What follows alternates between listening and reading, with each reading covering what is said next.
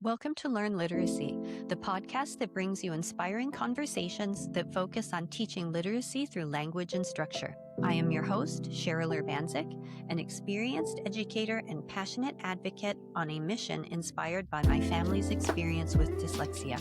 Each episode explores topics that help us understand how we can teach the language as it is to the student as they are. Tune in and become part of a community dedicated to supporting language for life.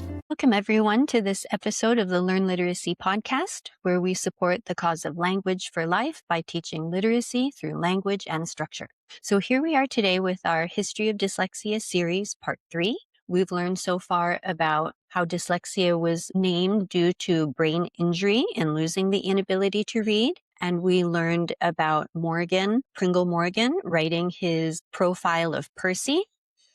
And now we're moving ahead to Hinshelwood. So James Hinchelwood is a contemporary of Morgan, and he wrote a response to Morgan's letter, the letter that we read together in episode 2. So let's get started with that. Okay.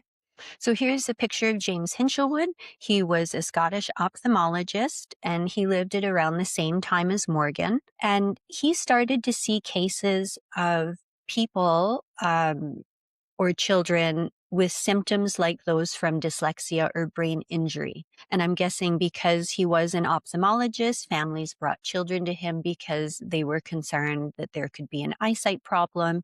And that could have been a link between why the kids were not being able to read. Hinshelwood, through his career, sees many of these cases and documents them. But he really believes that there's something in the brain that is causing this, that there's a brain difference, and that is what is causing the inability to read, as opposed to, brain defect or intellectual concern or anything else like that.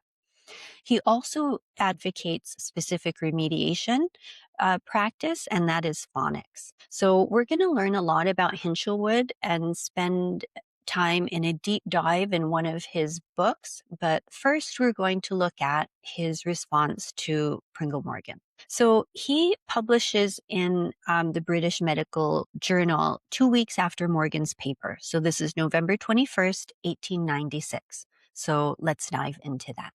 Okay. So it's called The Visual Memory for Words and Figures. And he says, the case of word blindness reported by Dr. Pringle Morgan in the British Medical Journal of November 7th is one of great interest. The patient in his present condition affords an example of a rare, previously recognized form of word blindness in which the individual, though able to recognize the individual letters, cannot combine them into syllables and words. So he says his patient, however, is still young, and just as by persevering practice he acquired the visual memories of letters, it is possible that by further perseverance he may gradually overcome his present defect and learn to combine these correctly into syllables and words. So he starts with an introduction about that this is an interesting case.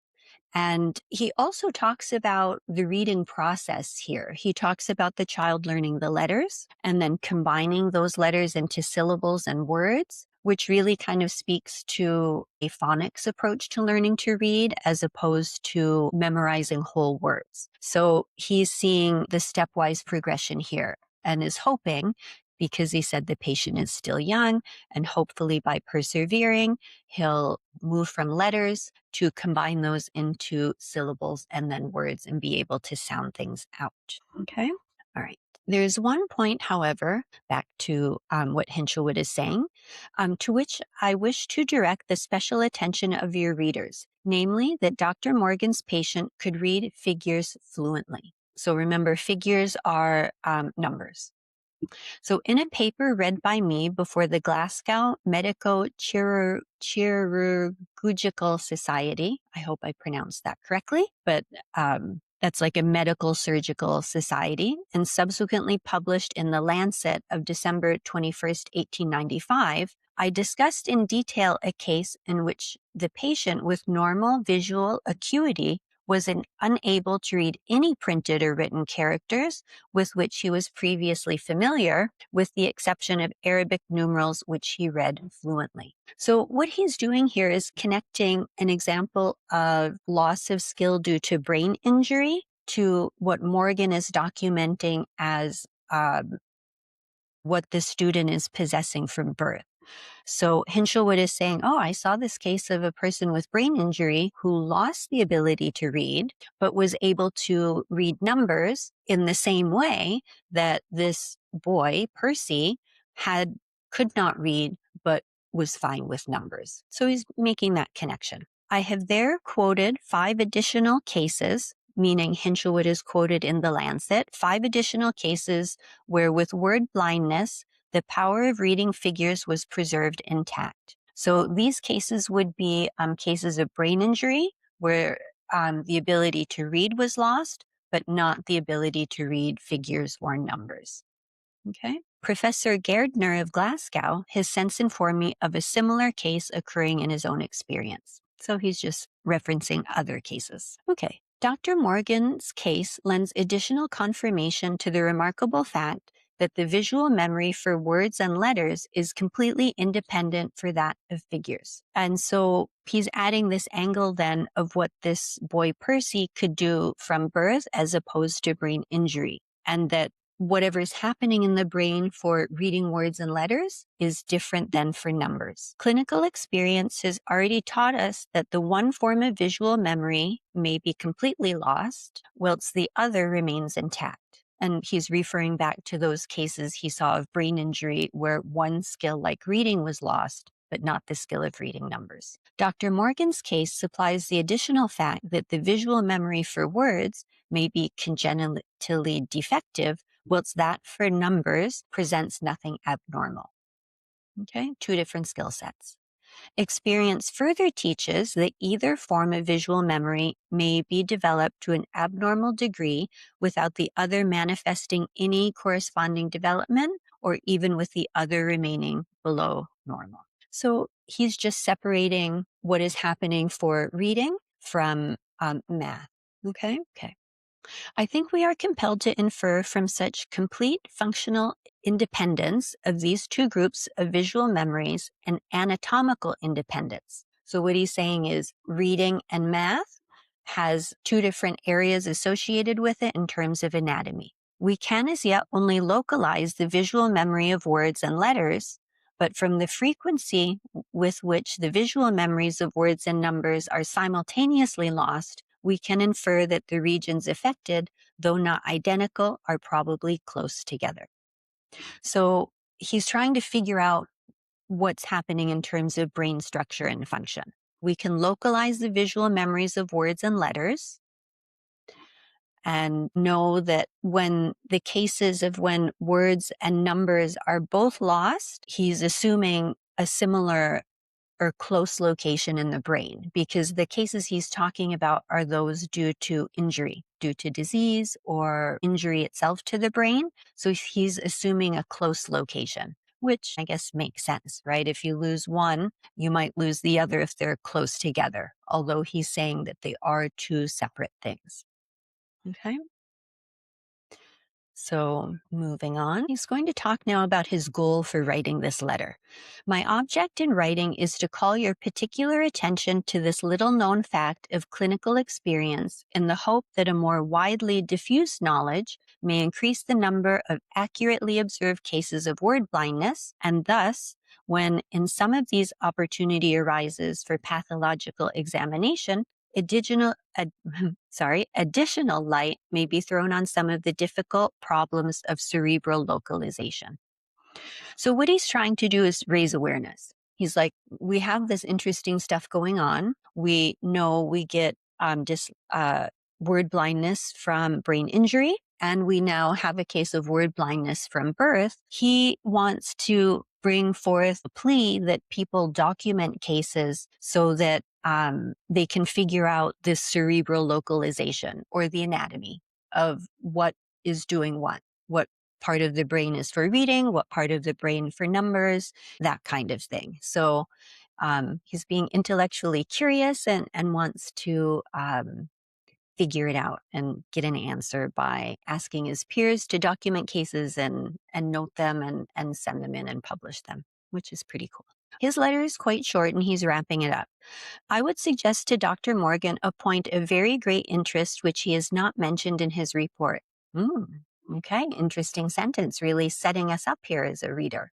Can his patient recognize at sight musical notes? Or if he has never yet attempted to learn music, is it possible to teach him to recognize musical notes by sight? So this is very interesting. When people were looking at this inability to read, they looked at it from a general point of view of reading different things, right? We have reading words, reading figures or math numbers, and now reading music. So these three things kind of are different forms of language, if you will, right? And so Hinshelwood is very curious if reading musical notes is affected. And if the student was not taught music, is it possible to teach him music to see if that skill is affected as well? And so he ends with, although word blindness is generally accompanied by inability to recognize musical notes by sight, yet cases are on record in which the patients, though word blind, still retain the power of reading musical notes. So again, he's putting forth curiosity. Like, these historical documents are so cool in that we really see the thought process of the authors who are writing them. He's saying, word blindness is generally accompanied by the inability to read musical notes as like a general thing. But he says, although there's cases where people can't read, but they can read musical notes. So there's kind of a smattering of cases of all kinds, right? Losing reading and losing math, losing reading but not losing math numbers, losing reading and losing reading music, and losing reading and not losing reading music. And I guess we could put all of them together and get different combinations there, but he didn't really do that here. So he wants to understand all this and figure it out. And I think that's neat. And he kind of wraps up and is wanting to get at comparing this acquired word blindness through brain injury to this congenital word blindness and figure out what connections might be there in terms of brain structure and function, in terms of the skill set presentation. And he has that intellectual interest to want to see more cases to gather that information. It also gives us insight into what they consider reading and how they might test for that skill. Whereas I think a lot of times, I think in the modern context today, when we think about inability to read, we really just think of words and reading. We kind of don't generalize that to other forms of reading. And I think that's an interesting thing to think about, how they looked at other forms of reading then, and maybe we don't take that into consideration today in terms of the skills students have. Moving ahead for our next session on the history of dyslexia, we're going to go through a book that James Hinchelwood wrote called Congenital Word Blindness. And he wrote that in 1917. And it is his treatise on a bunch of case studies and thoughts on what congenital word blindness is that he gathered over part of his career. So we're going to dive into that and work through that chapter by chapter. Okay. Thanks for joining today. As usual, if you want to learn more about Learn Literacy, go to my website, learnliteracy.com, or at LearnLiteracy1. And please share this information, like, subscribe, all that good stuff. And I look forward to seeing you on another episode very soon. Thank you. Thank you for tuning in to the Learn Literacy podcast, your trusted source for learning how to teach literacy through language and structure.